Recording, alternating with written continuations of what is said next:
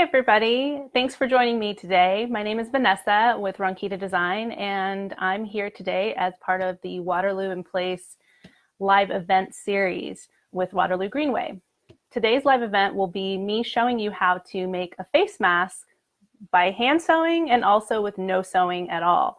So this will be good for anybody that feels they need some help with a mask, or maybe you just don't know where to source a mask, or you have items in your own home that you're able to do this on your own.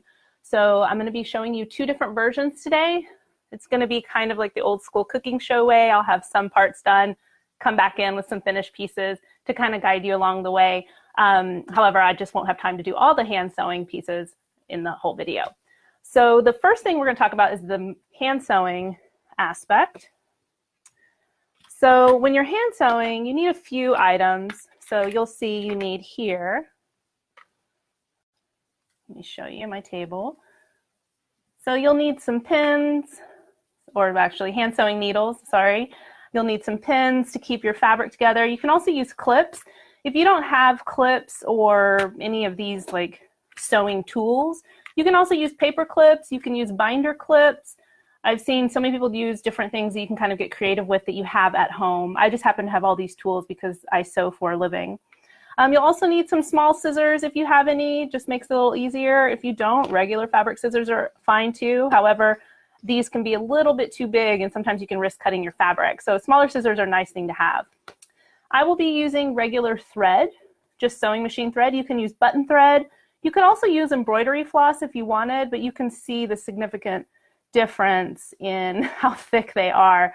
So the sewing thread and the embroidery floss are definitely a lot different in thicknesses.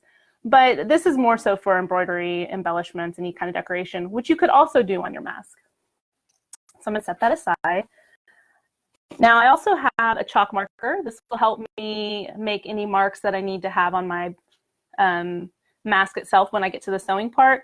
However, if you don't have it, you can use pins, you can do any kind of marker, you can use a pen because it's going to be on the inside of your mask. Just don't use a Sharpie or anything that would bleed through. Okay, cool. So moving on, this is the first thing we're going to do is you want to start out with a piece of fabric that is 22 by 22 square.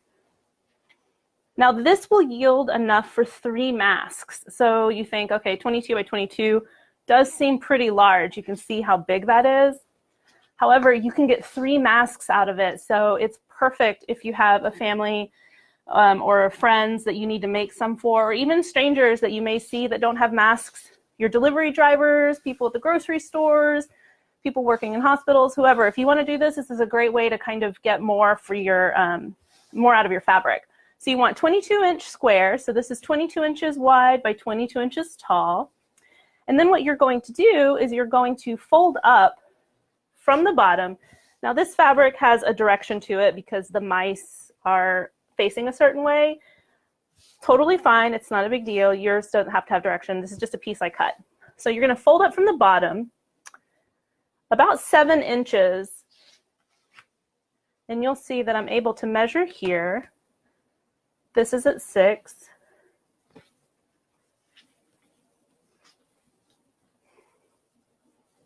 That's about 7. So this is going to be essentially folding it almost in thirds because it's 7 inches, 7 inches, and then the remainder like 7 3/4, 7.5, something like that. So that's just kind of what you're going to want to do there. So your first step is going to cut this piece off. So you're going to cut off here, cutting off the folded edge.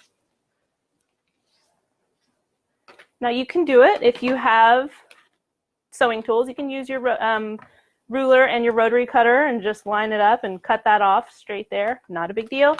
You can also use your scissors, which I'm going to do. I'm going to do all of this the same way that I would think other people would want to do at home that didn't have access to everything that I do. That's the key part of this event, is I want to make sure that it reaches people that are able to do this without all the fancy tools and notions. So this is enough for another mask of its own, but you will notice the way you actually fold it, these guys will be sideways, but really it's not a big deal. But that's the excess. Now here's my piece that I just cut off that's folded, you can see. Now all I'm going to do is fold this in half horizontally, and I'm just going to cut it in half. So then I get two pieces there too.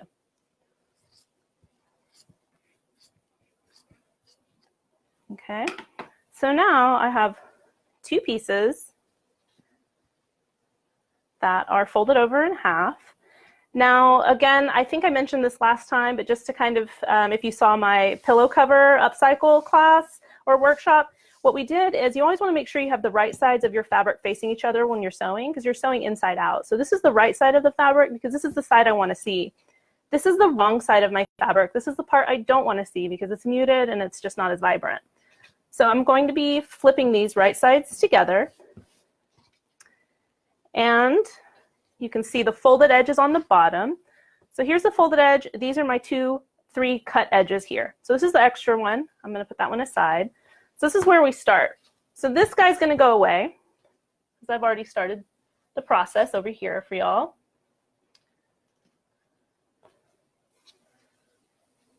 Let me get my needle. So you can see here, I'm going to make my mark because I need to have an opening for turning and for flipping. So I need to make sure I'm going to be sewing around here and around here, but I'm going to leave an opening so I can turn it.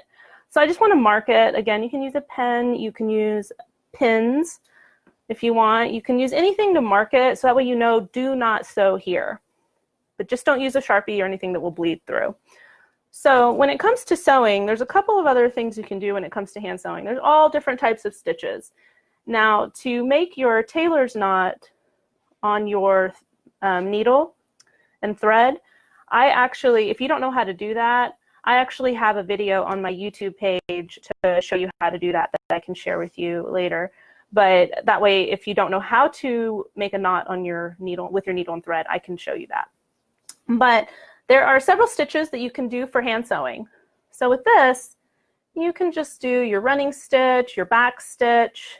This is kind of like a running stitch. It's just going to be going down,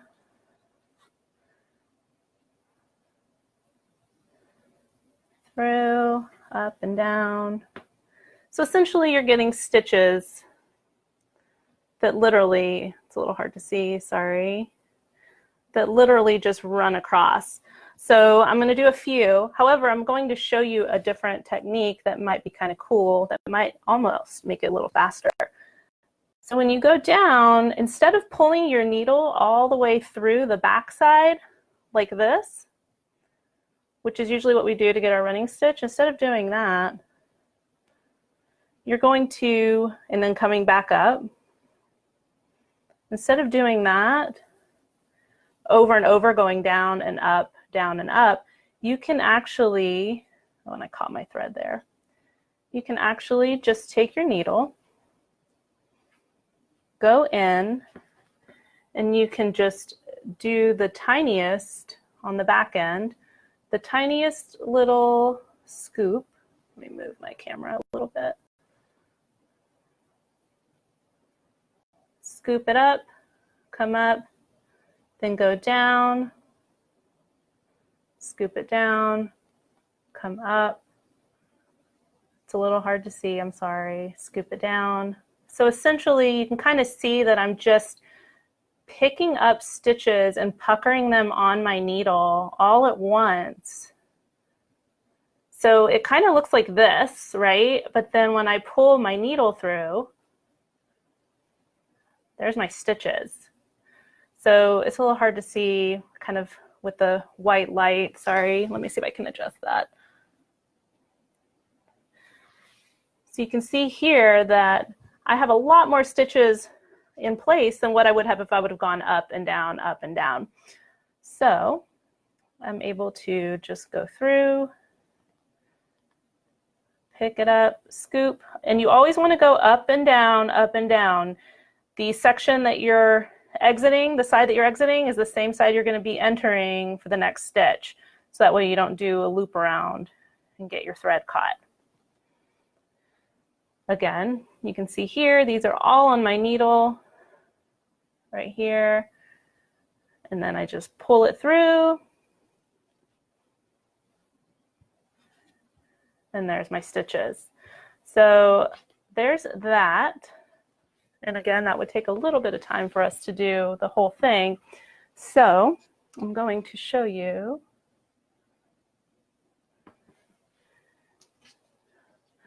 This is where I'm at now. So I have already gone through, this is where I started. I came all the way around, turned my corner. This was where my mark was. Let me mark it. Head on the other side. And so I created a knot here because I finished my stitches and I wanted to have a knot so it wouldn't come through. Now you could make smaller stitches than this. I just did this as I was going along doing the test piece and also so you could see it. You can do smaller stitches or closer stitches. You can also do the back stitch, which is a little bit tighter of a stitch. But you can see I sewed here, here. I jumped. I did not sew in the center. I went down here. I started again and I went down. And now I'm going to finish this piece here. Put my thread back on my needle. And then I'll show you all the next step. So if you have any particular questions or anything that comes up that you may not be sure of at the time while I'm going through this, please feel free to type them in the comments and I'll address them if I'm able. So there you go. There's my last few stitches. Now when you're making your knot, you want to make sure you do 2 in the same place roughly so you can get a nice strong knot. So there, I would do that there. There'd be a knot. I have my stitches here and here, you can see, and there's my opening. So what I'm going to do now is I'm going to turn it. So I'm going to flip it. Now you want to be a little careful with this. An easy way to flip things is to stick your thumbs in the hole and use your fingers to kind of pinch it and push it through. A lot of people want to reach into the hole and pull the fabric out, and it really makes it harder. So just reach through and kind of tuck it in, push it out with your fingers, poke your corners with your fingers, you can see that.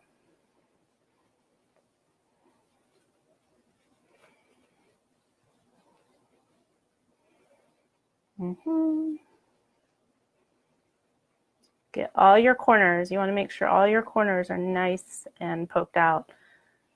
And this will also give you the opportunity to see if you have any holes. Maybe you missed something, maybe something tore, maybe your stitch wasn't strong, and you have the opportunity to see that. So there's this. Now remember, we have this hole here where we flipped, or where we had to have it for flipping. So you will hand stitch that closed, but I'm not going to do that during the video today. But you would need to close that as well. So that's done. So now we're right side facing out on both sides. All of my sides are stitched. We'll stitch that hole closed in a moment. So I'm going to set that aside for the next step. So the next step would be, actually I'll use this one. For the next step, you would be doing the pleating, because you can see that from this example, when it's pleated, it's just tucks. So you can see how they're tucked over each other. But what that does is that allows it to go over your face. So it allows for some movement. So these will actually sit underneath your chin and over your nose. And depending on the size, this is a kid size that I started making. Depending on the size, which would be the width, you can see this is much more narrow. That's why I know it's a kid size. So this would be for my niece. She's about 5, because her face isn't as wide as mine. But it still provides the same amount of coverage top to bottom. So that way she has her nose covered and her chin. So the pleating, again, is just tucks. So different sizes of, or different heights that you start with can determine how many tucks you have or how tight you want your tucks. You can see this is another example of one that I've made, a different style. But this one has about 3 or 4 tucks too in pleats.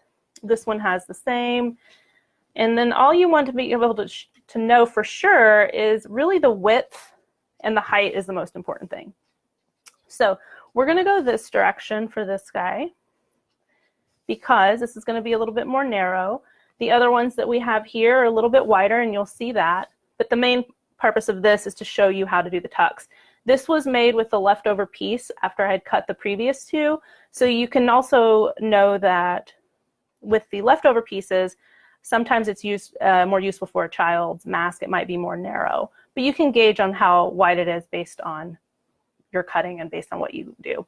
So what you'll do is you're going to take your pleats, and some people like to do it where you fold it in half, create a mark, define your halfway point,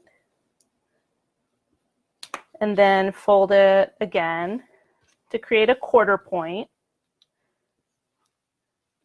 Fold it from the bottom to create another quarter point. I just usually do it with creases, but you can do it however you want. You can use pins or whatever marking tools you want. And then what you can do is you can actually use that as your starting point. So what I'm going to do is reach under, I'm going to pinch it between my fingers, and I'll show you a side view too. So I'm literally going to pull it up. I'm going to be going this way. I'm going to be going down. This is the bottom and this is the top. I'm going to get it. I'm going to pinch it between my two fingers about 1/2 inch. I'm going to get it. I'm going to pinch, and I'm just going to bring the fold down. Now what I'm going to do is I'm going to clip it into place so it doesn't move, because I want these to stay in place. So again, you can use paper clips, pins, any kind of bobby pins, anything that you have that you can keep your pleats in place until you sew it, because these will fall out of place. You have to keep them in place somehow. I'm going to grab my second mark and come down.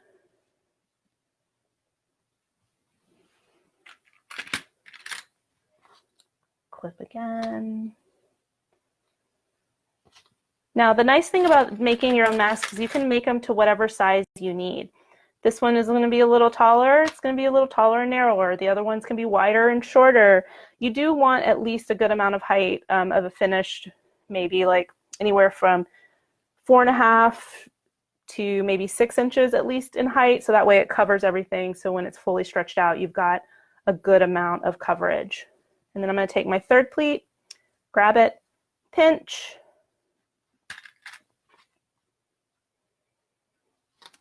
place it here,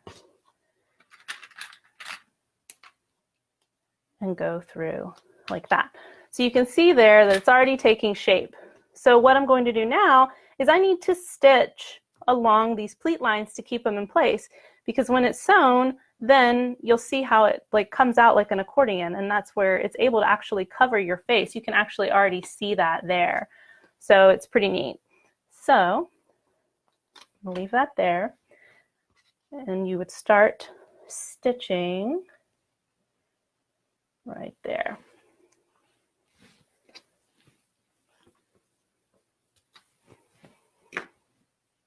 I like to do the double thread for this particular project when I'm hand sewing.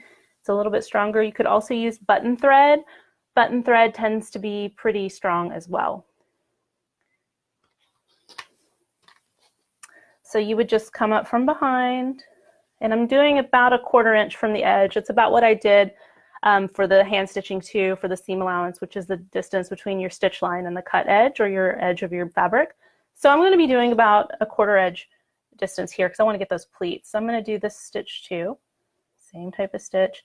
It's a little harder sometimes when you go over the pleats because it's a little thicker, but you can kind of see the direction that I'm going with it. Now you can see this, and I'm going to take this off because my hands are going to be holding this in place. My fingers are. I'm going to come up.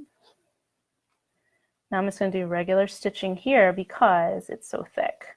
You can see how many layers it is. So you can see there the folds and the pleats from the back side and how they work. So it's important you kind of do that. And if it's, you know, it takes some practice to kind of get used to it.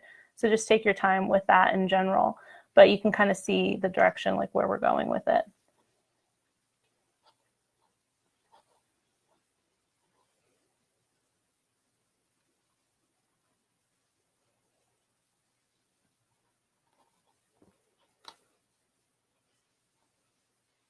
Now, if you are unsure of what kind of material you can use that you have around your home, you can always feel free to always reach out to me. You can email me or shoot me a DM on one of my channels. If you have any questions, I'm happy to answer them. So, or even now, if you have any questions.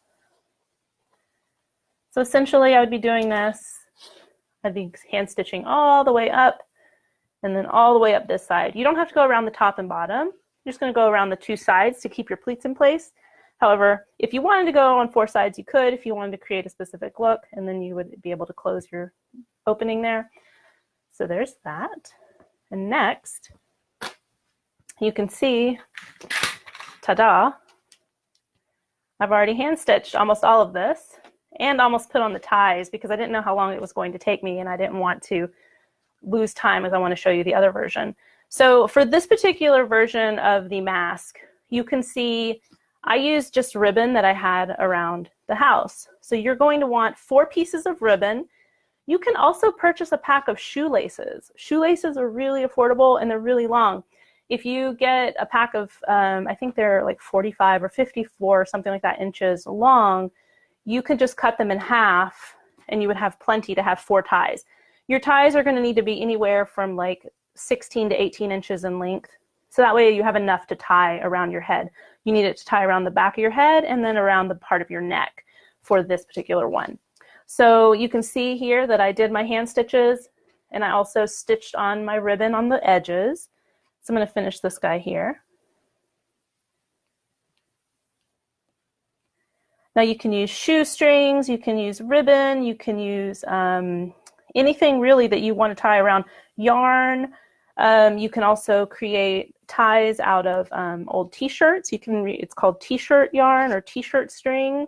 You can make that as well, which is really cool because I'm sure, you know, if you've made something with t-shirts and you have extra pieces, you can use the rest of that. So, you know, we all have stuff around our home that could probably be used for this. That's not specifically craft materials. So, all right, so here we go. I'm going to tie my knot. Oops, broke that off. So let me trim that. And so here's my mask with the 4 ties. And you can see that, and normally I would use thread that would match more. However, I just used the blue so that way you could see it more from the actual on the camera, so that we could see the actual stitches and all of that, so that we could get a better idea. So you can see here, generally you want your pleats to be facing downward because it does make it easier and more comfortable on your face when they're facing down, so that way when it's open like that, rather than if they're facing up, these pleats underneath on the back side can go into your, like, can really bother your nose and breathing. So always make sure your pleats are facing down, and you just open it up and you just tie it around, and there you go. Now it will take a little bit of time because there's a lot of hand sewing involved, and that's why I kind of expedited it by having other pieces pre-done, but that's for you to see. So you can see here, there's also other versions. I made this version with the pleats, but also with the ties of the same fabric. If you have extra fabric, you're welcome to do that as well. Also, if you have elastic, you can also tie in some elastic for the ear pieces here as well. It just go around the ear loops. So those are options that you have as well. And for the next mask, we're going to talk about options for ear loops that are not elastic with something you may have at home. All right, so now the next mask we're going to do is the no sew, like completely no sewing, no hand sewing, no machine sewing, none of that. So hopefully this will be a little easier. You might have already seen this demonstrated. However, if you haven't, I really hope that this will help. So this is a bandana that I purchased from Tawa Ties here in Austin. It's hand printed and she's awesome. So I love this bandana because for a lot of reasons. I wear a lot of bandanas.